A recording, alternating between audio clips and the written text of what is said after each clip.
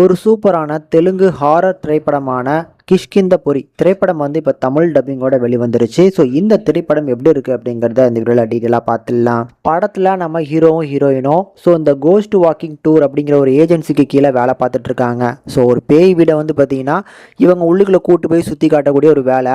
அப்படி இப்போ ஒரு செட் ஆஃப் பீப்புள்ஸ் வந்து பார்த்தீங்கன்னா வந்திருக்கிறாங்க. அவங்களே வந்து பார்த்தீங்கன்னா எந்த ஹாண்டட் ஹவுஸுக்கு நீங்கள் போகணும் அப்படிங்கிறத குலுக்கல் முறையில் நீங்கள் எடுத்துக்கலாம் அப்படிங்கிற மாதிரி ஹீரோவோட பாஸ் சொல்லிடுறாங்க. அப்படி இவங்களில் ஒருத்தர் வந்து பார்த்தீங்கன்னா எடுக்கக்கூடிய ஒரு சீட்டு தான் வந்து ஸ்வர்ணமாயா ரேடியோ ஸ்டேஷன். ஸோ இந்த ஸ்டேஷனுக்கு நம்ம ஹீரோ ஹீரோயினை சேர்த்து ஒரு 11 பேர் வந்து பார்த்தீங்கன்னா போகிறாங்க. வழக்கமாக இவங்க தான் வந்து பார்த்தீங்கன்னா அவங்க எல்லாத்தையுமே பயன்படுத்துறதுக்கு செட்டு போடுவாங்க. ஆனால் இவங்களே பயன்படுத்துகிற மாதிரி அங்கே ஒரு சில சம்பவங்கள் நடக்கிறதுனால பயந்து அடித்து எல்லாருமே வெளியே வந்துடுறாங்க. அதுக்கப்புறம் ஒவ்வொருத்தராக இறந்து போக இதுக்கப்புறம் யாரெல்லாம் தப்பிச்சாங்க, இவங்களை காப்பாற்றுறதுக்கு என்ன பண்ண போகிறாங்க அப்படிங்கிறத பயங்கரமாக இந்த படத்தில் சூப்பராக காமிச்சிருப்பாங்க. எனக்கு இந்த படம் ரொம்ப பிடிச்சிருந்தது. சூப்பராக எடுத்திருந்தாங்க.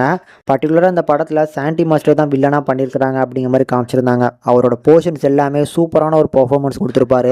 படத்தில் அவரோட பாடி லாங்குவேஜும் ரொம்ப அருமையாக காமிச்சிருந்தாங்க. இதை தாண்டி வந்து பார்த்தீங்கன்னா இந்த படத்தில் நிறைய சீன் சூப்பராக இருந்துச்சுங்க. படத்தில் நம்ம ஹீரோ இன்ட்ரோ பண்ணதுக்காக வந்து பார்த்தீங்கன்னா ஒரு சீன் காமிச்சிருப்பாங்க. அந்த சீனோட மேக்கிங் நல்லாயிருக்கும். இன்ட்ரோவில் கரெக்டாக அந்த பேய் யார் அப்படிங்கிறத அந்த இதை காமிப்பாங்க. அந்த போர்ஷன் நல்லாயிருக்கும். கிளைமேக்ஸ் ஒட்டி வந்து பார்த்தீங்கன்னா நல்லாவே எடுத்திருந்தாங்க. ஓவராலாகவே படத்தில் நடிச்சிருக்கக்கூடியவங்களோட பர்ஃபார்மன்ஸு, பேக்ரவுண்ட் ஸ்கோரு, முக்கியமாக இந்த படத்தில் வந்து நைட் போர்ஷன்ஸ் தான் அதிகமாக எடுக்கப்பட்டிருக்கு. ஸோ அதில் லைட்டிங்லாம் நல்லா சூப்பராகவே பண்ணியிருக்கிறாங்க. அதனால் ஒரு பெஸ்ட் எக்ஸ்பீரியன்ஸ் கண்டிப்பாக இந்த படத்தில் கிடைக்குதுங்க. அதனால் தாராளமாக இந்த படத்தை ட்ரை பண்ணலாம்.